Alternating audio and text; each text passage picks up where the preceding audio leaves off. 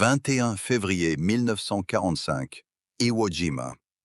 Les coups de feu s'abattent comme une pluie torrentielle sur le sable volcanique noir. Un blocos en béton a déjà abattu 11 Marines d'affilée, et toute la ligne d'attaque est clouée au sol. Selon la tactique conventionnelle, une telle ouvrage prendrait au moins 2 jours à être neutralisé, au prix d'une dizaine de vies supplémentaires. Mais ce qui est véritablement mortel, ce n'est pas le feu ennemi, c'est un chiffre, 92%. Le taux de mortalité moyen des artilleurs lance-flammes atteint 92%. Sur 100 hommes qui montent à l'assaut, 92 ne reviennent pas. Ils portent des réservoirs de carburant de 100 livres, foncent sur 20 yards à travers un réseau de tirs de mitrailleuses, juste pour cracher ces 7 courtes secondes de flamme, avant de tomber. C'est face à cette équation de la mort qu'un char Sherman modifié s'approche lentement du blocos. Personne ne sait qu'il va complètement réécrire la logique de cette bataille. 80 yards. Il s'arrête. Un électricien de la marine, assis sur le siège du copilote, saisit l'interrupteur du lance-flamme. La seconde suivante, une vague de feu orange brûlant jaillit avec fracas de la buse.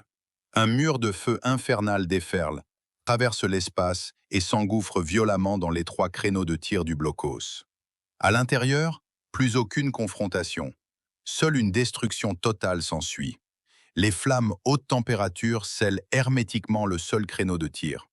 L'ouvrage solide sur lequel les Japonais comptaient pour tenir tête se transforme instantanément en cage. Les défenseurs à l'intérieur n'ont nulle part où se réfugier. Certains fuient désespérément vers l'arrière, d'autres sont contraints de sortir de l'abri en titubant. Une fumée âcre mêlée à une chaleur brûlante retourne toute la position. La ligne de défense soigneusement construite est déchirée de force par les flammes. En quelques secondes à peine, le crépitement strident des mitrailleuses à l'intérieur du blocos s'interrompt brutalement. À ce silence succède un spectacle d'effroi atroce. Des soldats japonais enveloppés de feu jaillissent de l'ouvrage en hurlant de douleur. Les langues de feu dévorent leur chair. Ils courent follement, tels des spectres sortis des entrailles de la terre. Mais la douleur et les brûlures infligées par les flammes épuisent toute leur force vitale en un instant. En quelques souffles, les corps en feu s'effondrent l'un après l'autre au sol. Les cris perçants se dissipent complètement et toute la position plonge dans un silence glacé. À ce moment-là, tout le monde sur la ligne de front reste interdit. Un ouvrage que l'on n'arrivait pas à prendre en 2 jours a été résolu en 5 secondes par un simple électricien et un char qui crache du feu. L'histoire commence en réalité 2 jours plus tôt. 19 février 1945, Iwo Jima. 70 000 Marines, sous la couverture de centaines de navires de guerre, débarquent sur cette île volcanique de 8 000 carrés seulement. Le sable volcanique noir, la plage de débarquement escarpée, le mont Suribachi se dresse à l'extrémité sud de l'île comme une bête silencieuse, surplombant tout ce qui se passe à ses pieds. Avant le débarquement, la marine a effectué un bombardement de 3 jours entiers. Les canons de 16 pouces des cuirassés, les canons de 8 pouces des croiseurs, les canons de 5 pouces des destroyers, sans compter les avions embarqués des porte-avions, ont déversé des tonnes d'explosifs sur cette petite île. Le commandement américain estime généralement qu'après une telle préparation de feu, il ne devrait rester grand-chose des Japonais sur l'île. Mais il se trompe, terriblement trompé. Le général japonais commandant la garnison est le lieutenant-général Tadamichi Kuribayashi, chef de la 109e division d'infanterie. Cet homme ne joue pas selon les règles conventionnelles. Il n'a pas déployé ses troupes sur la plage, mais a caché l'intégralité de ses 22 000 soldats sous terre. 11 milles de tunnels, 750 ouvrages renforcés, 500 positions d'artillerie, sans compter d'innombrables blocos cachés, créneaux de tir et tranchées de communication. Toute l'île d'Iwo Jima, pour tout dire, est une immense forteresse souterraine. Les Japonais disposent de plusieurs niveaux sous terre, des hôpitaux, des entrepôts, des centrales électriques et même un système d'eau courante. Les obus de la marine éclatent au sol, soulevant des nuages de cendres volcaniques. Le spectacle est impressionnant, mais en réalité, les Japonais sous terre sont indemnes. Quand les Marines débarquent sur la plage, tout se passe bien au début. Pas de résistance, pas de coup de feu. Ils se disent même en eux-mêmes Kiwo Jima est peut-être une île vide. Puis, les canons du mont Suribachi se mettent à tirer. Ce n'est pas un canon, c'est des dizaines, des centaines.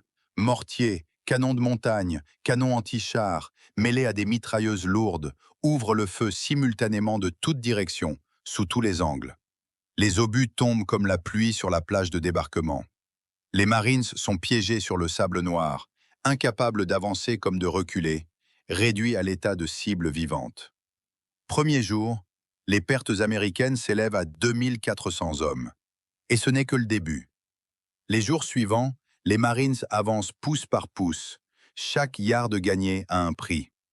Les blocos japonais sont partout, coulés en béton armé, avec des murs épais de 3 pieds, soit près d'1 mètre. Recouverts d'acier à l'extérieur, dissimulés sous de la cendre volcanique et des roches, ils sont invisibles depuis les airs. Les armes conventionnelles sont quasiment impuissantes contre ces blocos. Le canon de 75 mm des chars, quand il touche le mur de béton, ne laisse qu'une marque blanche, comme un trait de craie. Les bazookas de l'infanterie ont une portée courte et une précision médiocre. Même en touchant, ils ne percent pas forcément. On jette des grenades à l'intérieur? Les défenseurs vous les renvoient. L'arme la plus efficace reste le lance-flamme. Mais il y a ce vieux problème dont nous parlions au début. Les opérateurs de lance-flammes ont un taux de perte de 92%. Avec 100 livres d'équipement sur le dos, il faut s'approcher à 20 yards du blocos pour tirer efficacement. Et ces 20 yards, c'est un chemin de la mort. Les mitrailleuses, les fusils, les grenades japonaises vous réduiront en charpie pendant que vous foncez. Et même si vous arrivez par miracle à votre position et que vous appuyez sur la détente, 7 secondes. 7 secondes plus tard, le carburant est épuisé. Il faut soit battre en retraite, soit changer de réservoir. Et le temps de changer de réservoir, les Japonais ont le temps de vous tuer 10 fois. Ainsi, pour détruire chaque blocos, il faut en moyenne la vie de 2 à 3 artilleurs lance-flammes. C'est une équation sans solution. Jusqu'à ce que quelqu'un ait une idée. Puisque c'est trop dangereux pour des hommes de monter à l'assaut avec des lance-flammes sur le dos, pourquoi ne pas monter les lance-flammes sur des chars? Cette idée, à bien y réfléchir, n'est pas nouvelle. Dès la Première Guerre mondiale, on a déjà essayé des chars lance-flammes, mais peu ont été véritablement opérationnels. Revenons en mai 1944, à Hawaï, au camp de Schofield. Le colonel Unmart, du service de guerre chimique de l'armée, reçoit une mission. Créer une unité top secrète pour développer un char lance-flammes utilisable dans les combats des îles du Pacifique. Les exigences sont claires. Il doit pouvoir percer les ouvrages en béton japonais, suivre le rythme de progression de l'infanterie et être suffisamment sûr pour ne pas exploser au premier coup. Le colonel Unmacht forme une étrange unité mixte. Quelques experts en guerre chimique de l'armée, des équipages de chars des Marines et pas moins de 25 soldats du bataillon de construction de la marine, les Seabees. Qui sont les Seabees? Ce sont les ingénieurs de la marine. Ils construisent des aérodromes, des quais, des routes, ils font de tout et savent tout faire. Leur devise, nous pouvons construire n'importe quoi, aller n'importe où. Ça sonne un peu prétentieux, mais chez eux ce n'est pas du tout du bluff. C'est exactement ce genre d'homme dont le colonel Unmacht a besoin. Car il ne s'agit pas de concevoir un char à partir de zéro, mais d'adapter un système lance-flammes sur un char existant. Pas de plan, pas de normes, pas de précédent, tout se fait par tâtonnement. Et le héros de notre histoire, Joseph Clay, est l'un de ces 25 Seabees. Clay est originaire de l'Ohio, âgé de 24 ans. Avant son enrôlement, il était électricien. Il a les mains habiles et l'esprit vif. Tout ce qui tombe entre ses mains, il le démonte, le remonte et en profite pour l'améliorer. À son arrivée dans l'équipe de projet, Clay n'est qu'un simple électricien, chargé du câblage et des connexions électriques. Mais très vite, il se distingue, car il ne connaît pas seulement l'électricité, il connaît aussi la mécanique, l'hydraulique, la soudure. Il semble un peu savoir tout faire et apprend tout particulièrement vite. Les premières tentatives de l'équipe de projet ne sont pas couronnées de succès. L'armée dispose d'un engin appelé le char Satan, un char léger M3 Stuart équipé d'un lance-flammes Ronson canadien. Ça sonne bien, mais en pratique, les problèmes s'accumulent. D'abord, le blindage du char Stuart est trop mince, à peine plus d'1 pouce. Les canons anti-chars japonais de 47 mm le percent facilement. Et une fois percé, l'essence épaissie qu'il contient se transforme en énorme bombe. Tout l'équipage et le char sont réduits en cendres. Ensuite, la portée du lance-flamme Ronson est trop courte, seulement 200 pieds, soit 60 mètres, à peine mieux que le modèle portable. Le char doit toujours s'approcher très près du blocos pour tirer, et à une telle distance, les canons anti-chars, les charges magnétiques et les attaques suicides japonaises peuvent tous s'en donner à cœur joie. Troisièmement, le carburant est trop peu. On ne peut tirer que quelques dizaines de secondes. Il faut revenir ravitailler après avoir détruit à peine quelques cibles. Ainsi, le char Satan est rejeté. Le colonel Unmacht a besoin d'une meilleure solution. Clay et un autre mécanicien, le sergent de première classe A. Ricage, proposent une nouvelle idée. Pas de char léger, un char moyen, le M4A3 Sherman. Le char Sherman a un blindage épais, 2 pouces sur la face avant et encore plus sur la tourelle. Les canons anti-chars japonais de 47 mm ne le percent pas à distance normale. Et même touché, le carburant n'est pas facilement enflammé, car les réservoirs sont protégés par le blindage. De plus, l'espace intérieur du Sherman est plus grand. On peut y embarquer plus de carburant et un système lance-flammes plus complexe. Mais il y a un problème. La tourelle du Sherman contient déjà un canon de 75 mm. Où mettre le lance-flamme en plus? La solution de Clay, on ne garde pas le canon de la tourelle. On retire le canon de 75 mm et on le remplace directement par un lance-flamme. En fait, pas un, trois. 3 systèmes lance-flammes indépendants. Un à l'emplacement du canon principal, orienté vers l'avant. 2 de chaque côté de la tourelle, orientés vers la gauche et la droite. Ainsi, la tourelle peut couvrir 270 degrés en tournant, presque sans angle mort. Chaque système dispose de son propre réservoir de carburant, de sa propre bouteille de gaz comprimé, de son propre dispositif d'allumage. Si un système tombe en panne, les 2 autres fonctionnent toujours, pas de panne sèche immédiate. Et le carburant? Ce n'est pas de l'essence ordinaire, c'est de l'essence épaissie, du napalm, de l'essence épaissie avec du savon d'aluminium palmitique et naphthénique. Cette substance est visqueuse, brûle longtemps, à haute température, et colle à tout ce qu'elle touche pour le brûler. Si on en reçoit sur soi, on ne peut pas l'éteindre en se tapotant. La portée? 400 pieds, soit 120 mètres, le double de celle du Stuart. Le char peut tirer à une distance plus sûre, sans avoir à foncer jusqu'au nez du blocos pour jouer sa vie.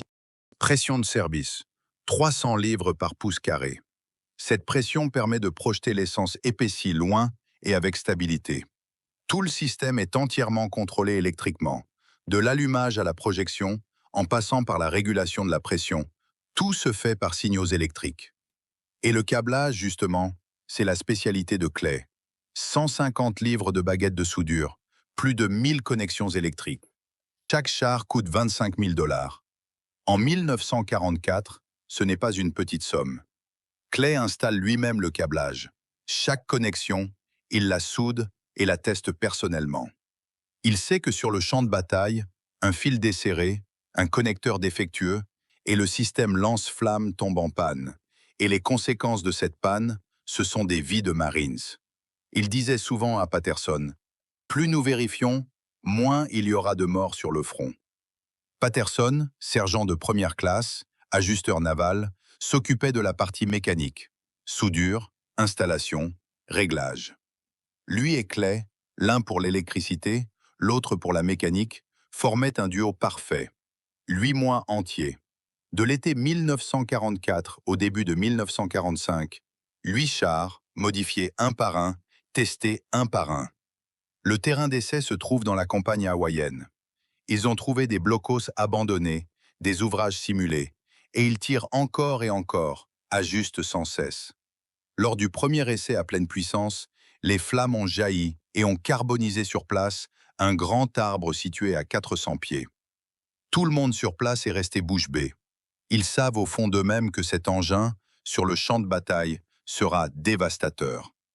Mais certains sont sceptiques. Un système aussi complexe, ça fonctionne en laboratoire, mais sur le champ de bataille, la cendre volcanique, la brume saline, les chaos, les vibrations, tout ça, ça ne va pas abîmer le système électrique précis? Et il y a une question encore plus importante.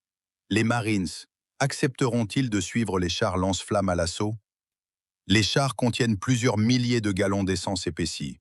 S'ils sont touchés et explosent, aucun fantassin aux alentours ne s'en sortira. Pour l'instant, personne ne connaît la réponse. Seul le combat réel pourra la donner.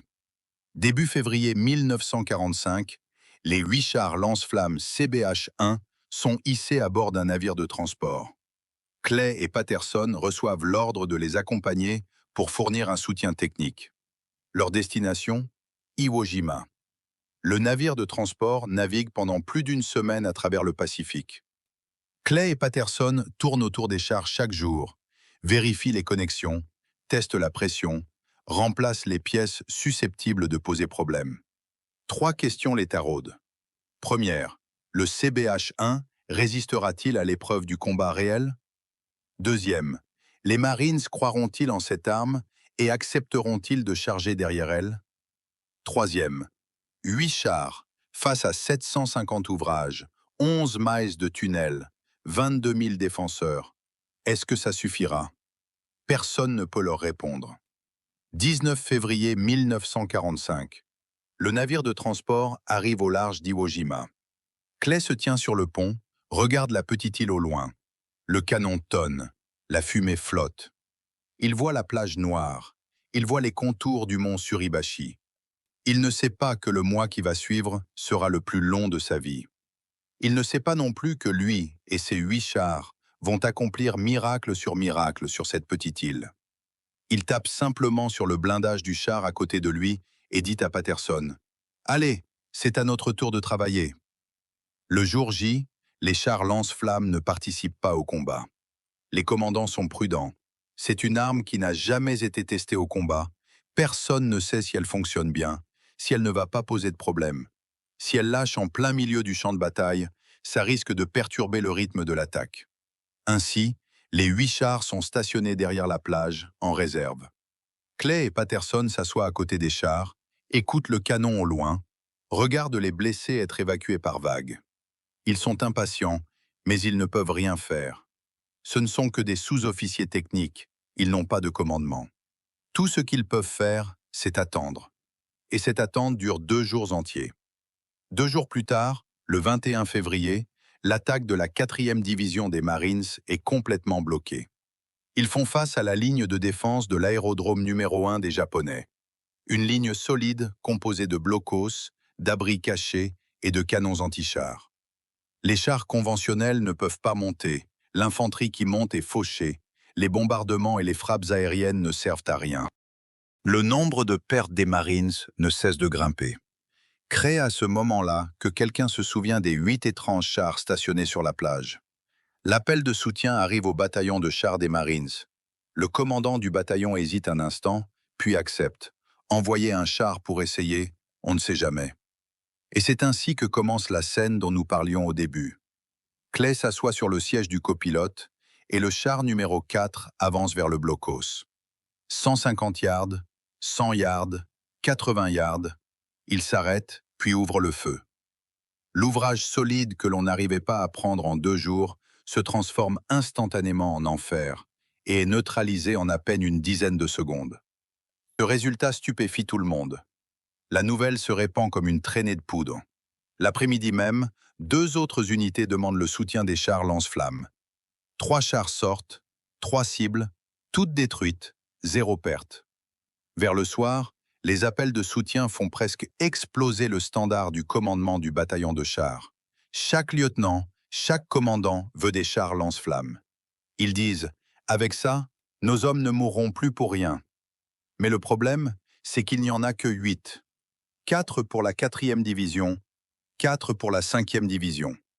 La 3e division est encore en réserve, elle n'y a pas droit pour l'instant. 8 chars pour faire face à plusieurs centaines d'ouvrages, on ne peut pas les répartir assez. Clay et Patterson se retrouvent submergés de travail. Chaque char, à chaque retour de mission, doit être vérifié, entretenu, Ravitailler. Les connexions électriques se desserrent souvent à cause des vibrations. La pompe à carburant doit être vérifiée après chaque mission. Le chargeur d'allumettes du cylindre d'allumage doit être remplacé. Tout ce travail, c'est Clay et Patterson qui le font. Les charpentiers des Marines savent conduire les chars et tirer au canon, mais ils ne maîtrisent pas le système lance-flammes. Les circuits électriques complexes, les vannes hydrauliques précises, c'est trop pour eux. Ainsi, Clay et Patterson deviennent les hommes les plus occupés de toute l'île. 22 février, troisième jour de combat. Les Japonais ont compris. Ils réalisent vite que ces chars qui crachent du feu sont l'arme la plus dangereuse qu'ils aient jamais rencontrée. 10 fois, 100 fois plus dangereuse que les chars ordinaires. Les chars ordinaires ne percent pas les ouvrages en béton. L'infanterie ne peut pas monter. Mais les chars lance-flammes peuvent injecter de l'essence épaissie dans les créneaux, transformer tout un blocos en four. Se cacher dans un ouvrage, c'est au contraire mourir plus vite. Le lieutenant-général Kuribayashi donne personnellement l'ordre. Les chars lance-flammes sont désignés comme cibles prioritaires absolues. Tout le feu anti-char doit viser les chars lance-flammes en premier. Tous les fantassins doivent tout mettre en œuvre pour les détruire. Charges magnétiques, mines, attaques suicides, tous les moyens sont bons.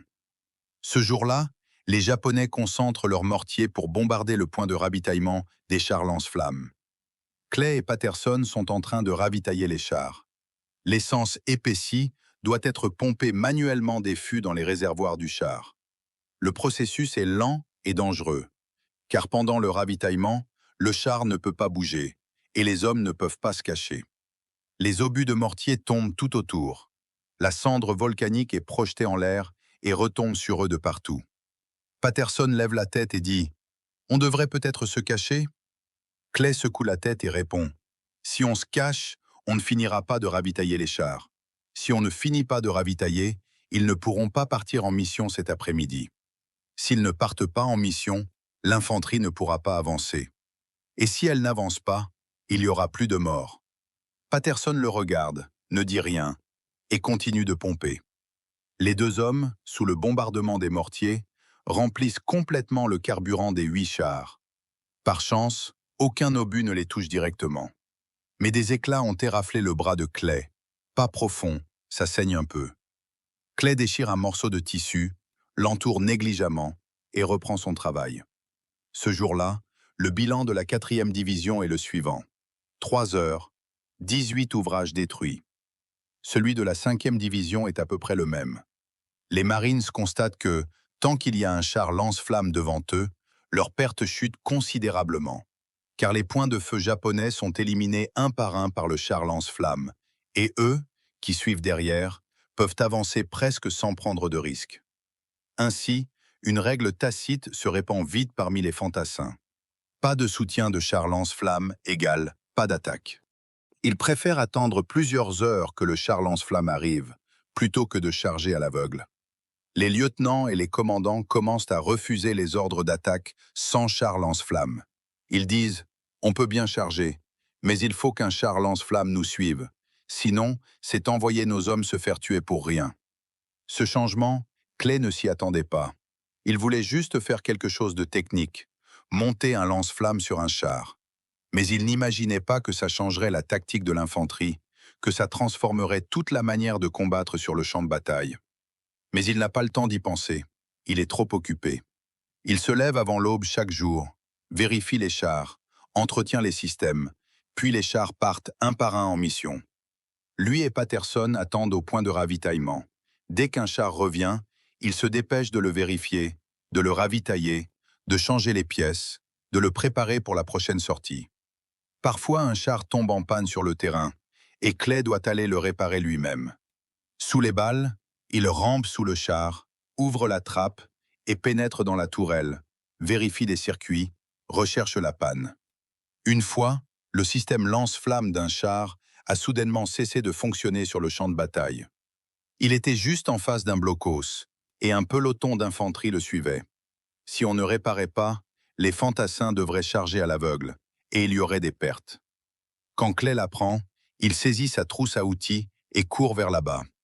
Patterson crie derrière lui. « T'es fou, il y a des tirs là-bas !» Clay ne se retourne pas et répond. « Le temps qu'on fasse le détour, ils seront tous morts. Il court 200 yards, les balles sifflent autour de lui. Il atteint le char, grimpe sur la tourelle, ouvre la trappe et pénètre à l'intérieur. 5 minutes. Il a trouvé le problème. Un connecteur s'était desserré à cause des vibrations. Il le remet en place, teste, et ça marche. Il ressort de la tourelle, saute au sol et repart en courant. Derrière lui, le bruit du jet de flamme retentit, suivi de cris de joie. Quand il revient au point de ravitaillement, Patterson le regarde, sans rien dire pendant longtemps. L'uniforme de Clay est couvert de poussière et d'huile. Son visage est barbouillé de noir et de blanc, comme un chat qui aurait joué dans la suie. Patterson dit « Tu tiens pas à ta vie ?» Clay sourit et répond « Si, je tiens à ma vie. Mais si le char est en panne là-bas, les fantassins, ils font quoi ?» Patterson secoue la tête, ne dit rien.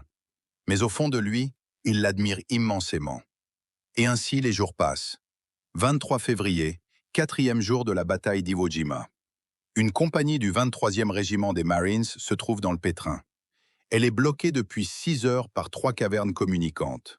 12 hommes sont déjà hors de combat.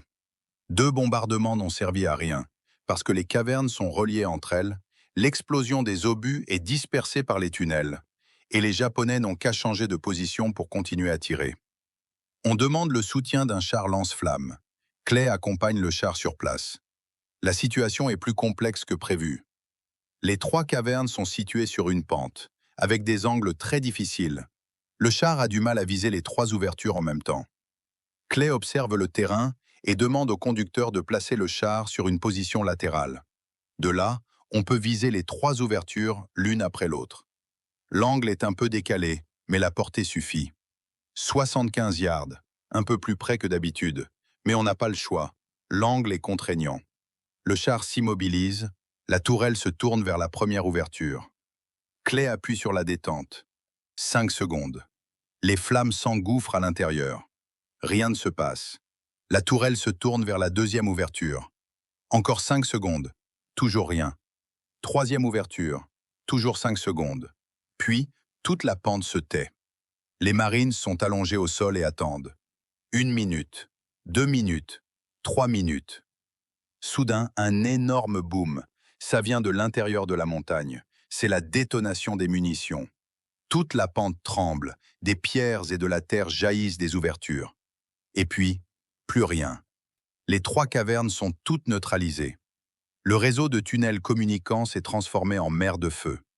On n'entend que les cris atroces des Japonais à l'intérieur, mais personne ne sort. Toute l'opération, 11 minutes. Carburant consommé, 60 gallons. Marines, 0 perte. Ils se lèvent, secouent la poussière de leurs vêtements et chargent. Ils prennent la position. Le commandant de compagnie retrouve Clay plus tard, lui serre la main, sans rien dire pendant longtemps. Finalement, il ne dit qu'une phrase. « Merci ». Clay est un peu gêné et répond « Je ne suis qu'un électricien, c'est mon travail ». Mais au fond de lui, il ressent un grand sentiment d'accomplissement. Il sait que ce qu'il fait a un sens. Chaque char réparé, chaque jet de flamme de plus, c'est des vies sauvées. Et c'est déjà beaucoup. 4 jours de combat continu.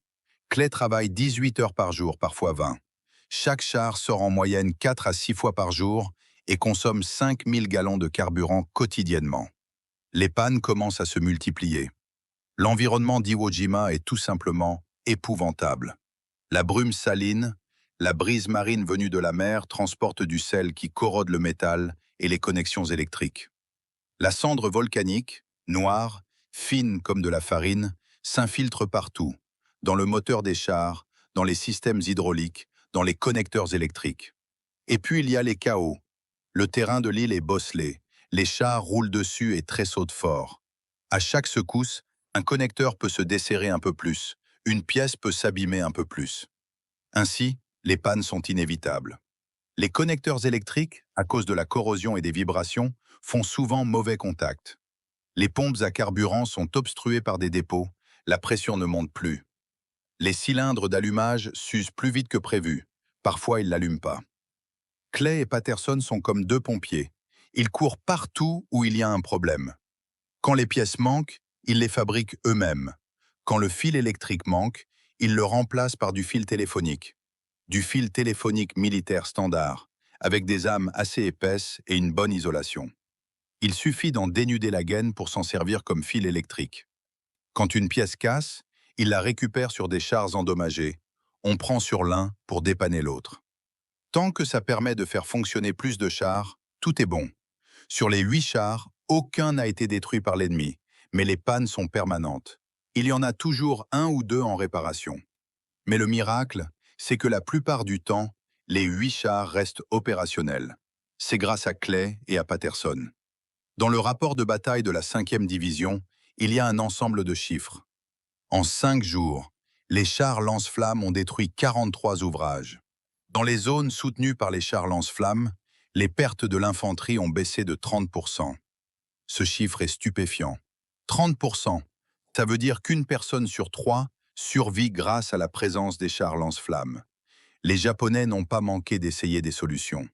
Ils ont essayé les canons anti-chars. Les canons anti-chars de 47 mm, quand ils touchent le blindage avant du Sherman, font des ricochets la plupart du temps. Et même s'ils percent, ils ne font pas forcément exploser l'essence épaissie, car les réservoirs sont protégés par le blindage. Ils ont essayé les charges magnétiques.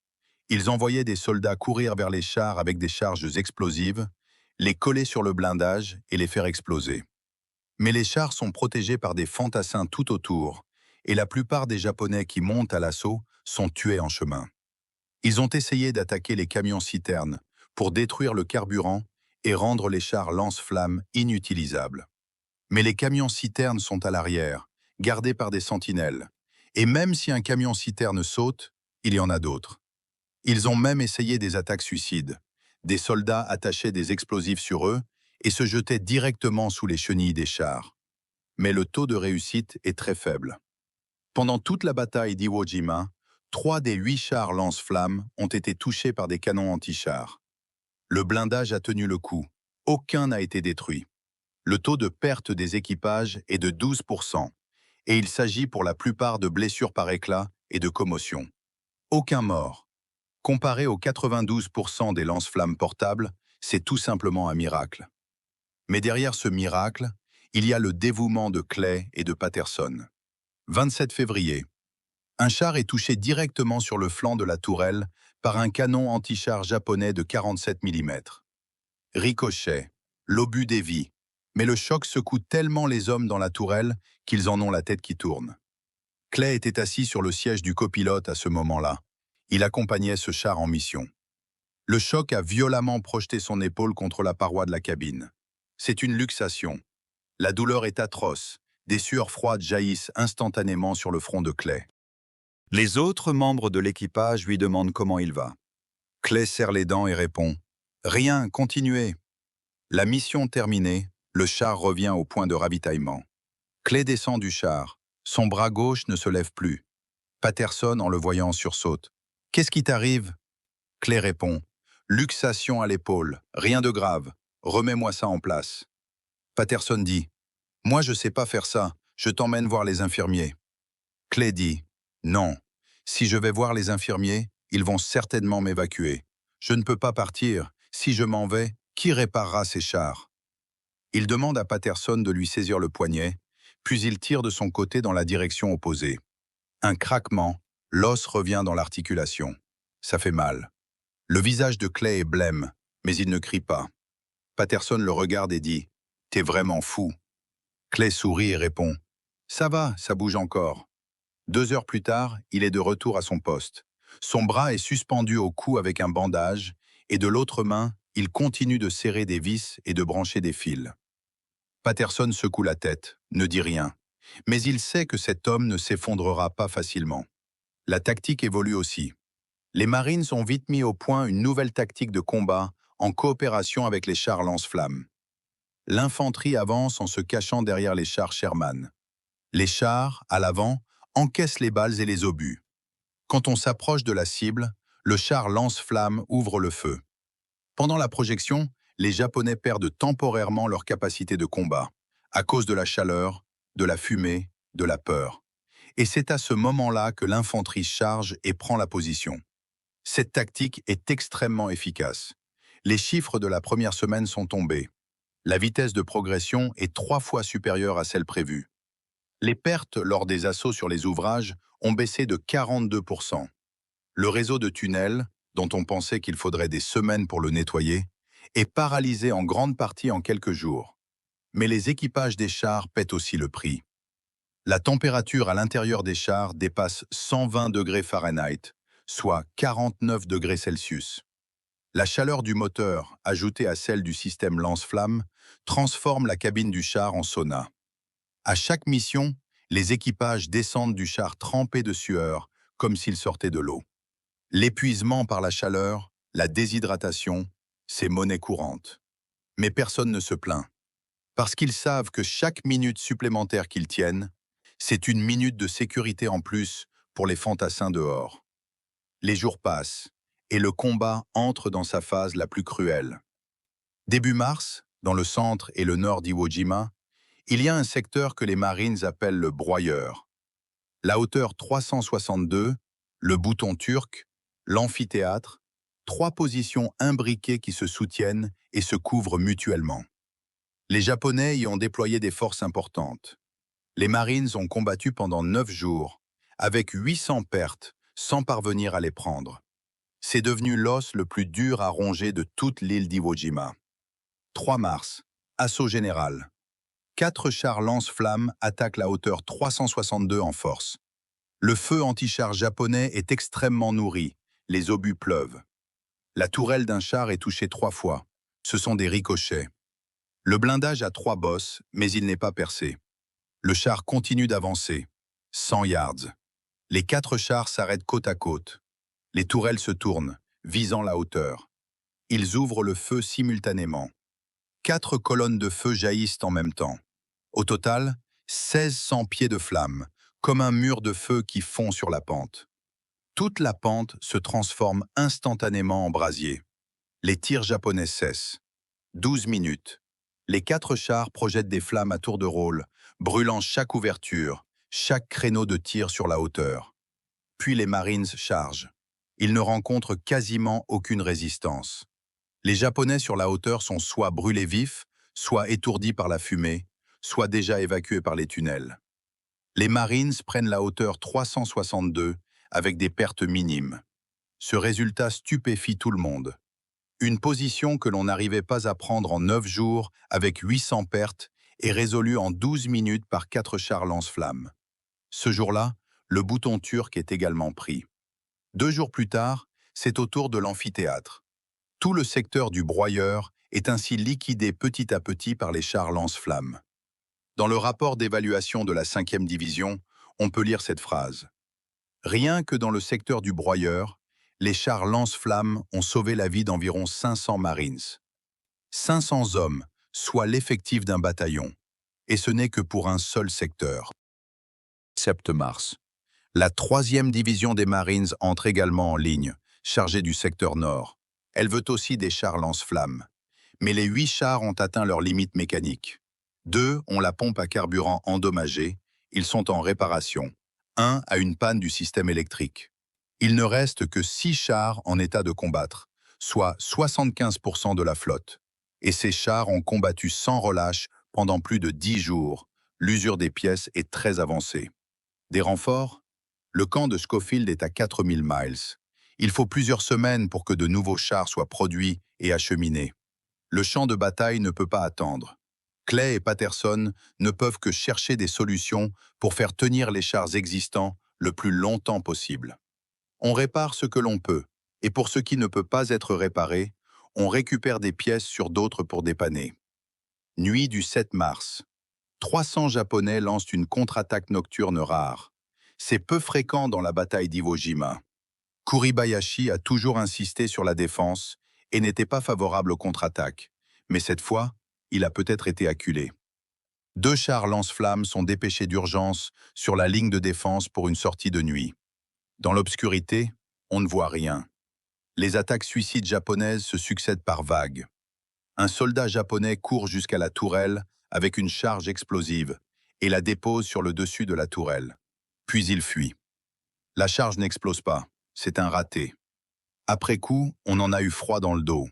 Si la charge avait explosé, même si le blindage n'avait pas été percé, tout l'équipement sur la tourelle aurait été détruit et le système lance-flammes aurait été irrémédiablement hors service.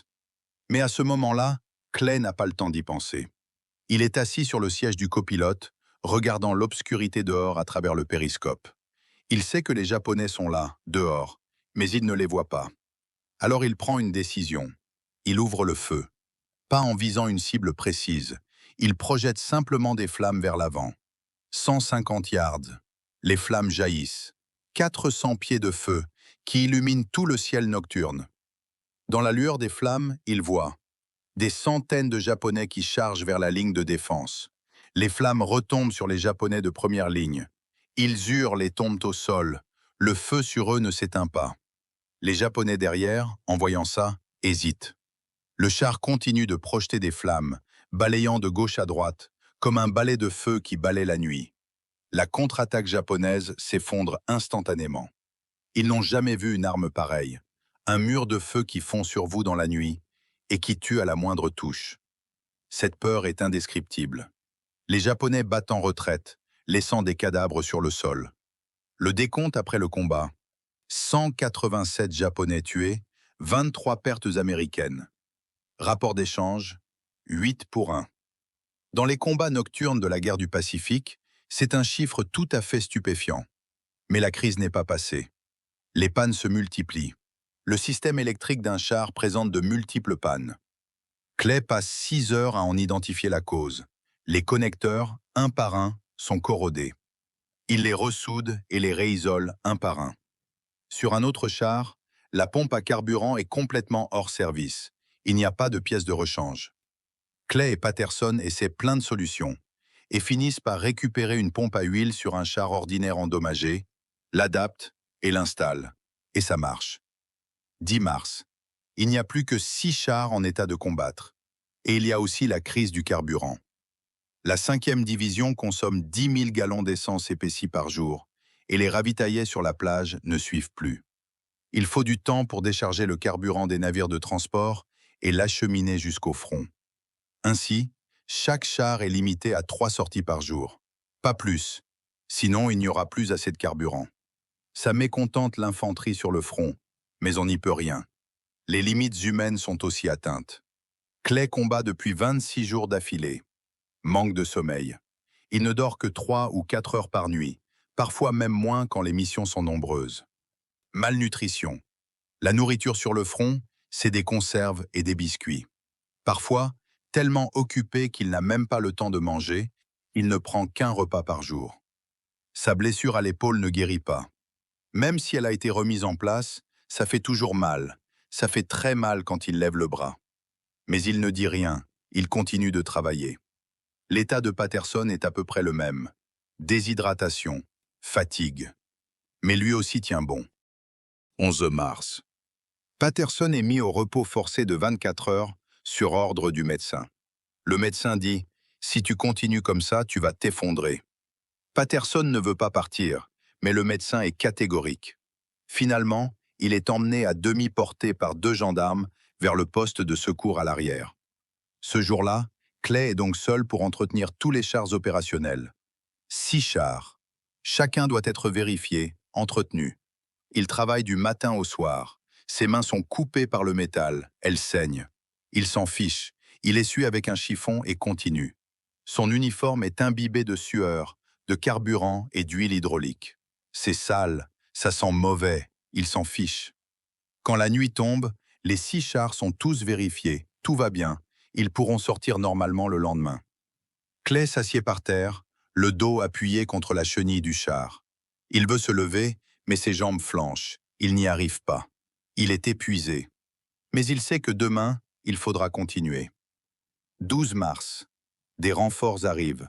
Pas de nouveaux chars, des pièces de rechange et 3 techniciens qui connaissent le système CBH1. Patterson revient aussi. Après une journée de repos, il a retrouvé beaucoup d'énergie. Clay le voit et sourit. « T'es enfin de retour. J'étais presque au bout de ma force tout seul. » Patterson dit « Toi aussi, tu devrais te reposer un peu. » Clay secoue la tête et répond « Ça va, je tiens encore. » Les 2 dernières semaines, le combat entre dans sa phase de nettoyage. Les Japonais sont repoussés vers le nord de l'île. Ils se cachent dans des cavernes, dans des tunnels, et continuent de résister. Les chars lance-flammes deviennent la force principale du nettoyage. On brûle caverne après caverne, on nettoie tunnel après tunnel. La progression est lente, mais régulière. 20 mars. Les chiffres cumulés tombent. 28 jours de combat, plus de 240 missions, environ 370 ouvrages détruits, 140 000 gallons d'essence épaissis consommés. 8 chars, aucun détruit par l'ennemi, aucun équipier tué. C'est un miracle. 26 mars. L'amiral Nimitz déclare Iwo Jima sécurisé. La bataille est terminée. Le prix payé par les Américains, 6 821 morts, 19 217 blessés, au total plus de 26 000 pertes. C'est la seule bataille de la guerre du Pacifique où les pertes américaines ont dépassé celles des Japonais. C'est pourquoi Iwo Jima est surnommé le broyeur du Pacifique. Mais sans les chars lance-flammes, quel aurait été ce chiffre? Personne ne le sait, mais tout le monde s'accorde pour dire qu'il aurait été beaucoup plus élevé. Dans le rapport d'après-guerre du 4e bataillon de chars, on peut lire cette phrase. Le lance-flamme est peut-être l'arme unitaire la plus précieuse d'Iwo Jima. Dans le rapport de la 5e division des Marines, c'est écrit « L'arme unitaire la plus importante dont disposait la division ». L'évaluation de la 23e équipe de combat régimentaire est « succès éclatant ». Il est recommandé d'en équiper chaque bataillon de chars. Un lieutenant l'a dit plus crûment. L'infanterie préférerait avoir un char lance-flamme plutôt que 12 chars équipés de canons de 75. Ces évaluations, c'est la meilleure reconnaissance qui soit pour Clay et son CBH-1. Après la bataille, Clay retourne à Hawaï. Son bilan, 32 jours de combat, plus de 20 sorties avec les chars, maintenant sous le feu, maintien au poste malgré les blessures et sans évacuation. Côté distinction, les 8 équipages des chars lance-flammes reçoivent la citation d'unité présidentielle, Patterson reçoit une lettre de félicitation de la marine et Clay reçoit une distinction équivalente. Mais pour Clay, la vraie reconnaissance, ce ne sont pas les médailles. Ce sont ces Marines qui ont survécu en suivant les chars lance-flammes. Bien des années plus tard, d'anciens Marines retrouvent Clay par divers moyens et lui disent « Merci.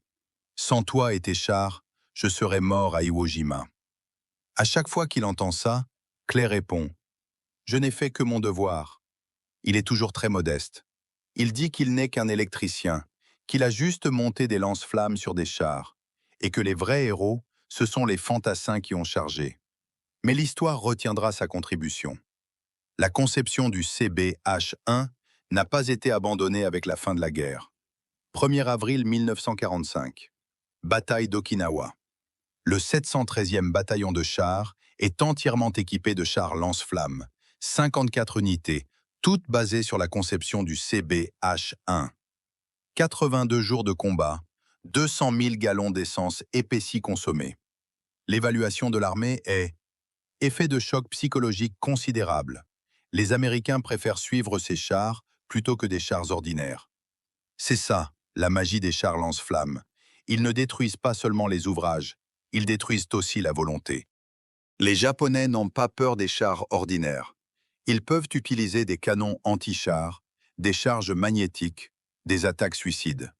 Mais ils ont peur du feu, peur de cette sensation d'être brûlés vifs. Ainsi, tant qu'il y a un char lance-flamme devant, la volonté de résistance des Japonais diminue beaucoup. Souvent, dès que les flammes jaillissent, ils se rendent ou fuient.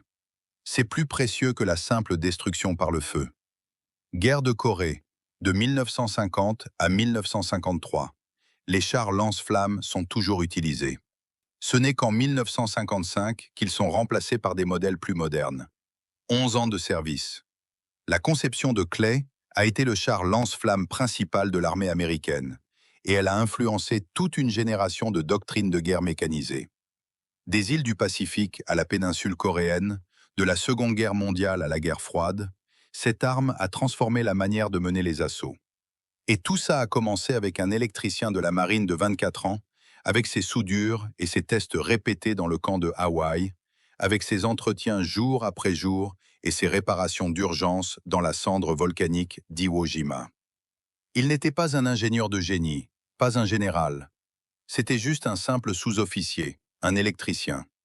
Mais il a vu le problème. Il a vu que les lance-flammes portables tuaient leurs propres hommes. Avec ce taux de perte de 92%, c'était inacceptable. Alors il a décidé de faire quelque chose. Il a conçu, il a construit, il a vérifié en conditions réelles. Il a entretenu sous le feu. Avec ses mains, avec son intelligence, il a transformé une arme de mort à 92% de perte en un outil d'assaut redoutable avec seulement 12% de perte. Il a sauvé des milliers de vies et influencé les doctrines militaires pendant des décennies. C'est l'histoire de Joseph Clay, un homme ordinaire qui a fait des choses extraordinaires en temps de guerre. Après la guerre, Clay retourne dans l'Ohio. Il se marie, a des enfants, mène une vie paisible. Il parle très peu d'Iwo Jima. Ses propres enfants ne savaient même pas que leur père avait fait des choses aussi extraordinaires pendant la Seconde Guerre mondiale. Ce n'est que bien des années plus tard, quand d'anciens Marines l'ont retrouvé, que sa famille a appris que leur père était un héros. Mais Clay lui-même n'a jamais pensé ça. Il disait « Je ne suis qu'un électricien, je n'ai fait que mon travail ». Peut-être que c'est ça, les vrais héros. Ils ne pensent pas être des héros. Ils font simplement ce qu'ils pensent devoir faire. Mais l'histoire se souviendra d'eux, de ceux qui ont allumé le feu dans les ténèbres. Si cette histoire vous a touché, laissez un pouce bleu. Ça aide d'autres personnes à découvrir ces chaînes qui méritent d'être connues. Abonnez-vous. Pour soutenir notre mission de préserver l'histoire de la Seconde Guerre mondiale, laissez un commentaire pour nous dire d'où vous regardez. Nos spectateurs viennent de plus de 70 pays. Si vous voulez bien partager, dites-nous si quelqu'un de votre famille a servi pendant la Seconde Guerre mondiale. Que ce soit sur le front du Pacifique, sur le front européen ou sur le territoire national, leur dévouement nous lie tous à cette histoire. Merci à eux. Merci d'avoir découvert l'histoire du deuxième maître électricien Joseph Clay et de l'arme qui a changé Iwo Jima. À la prochaine. Souvenez-vous de ceux qui ont servi leur pays.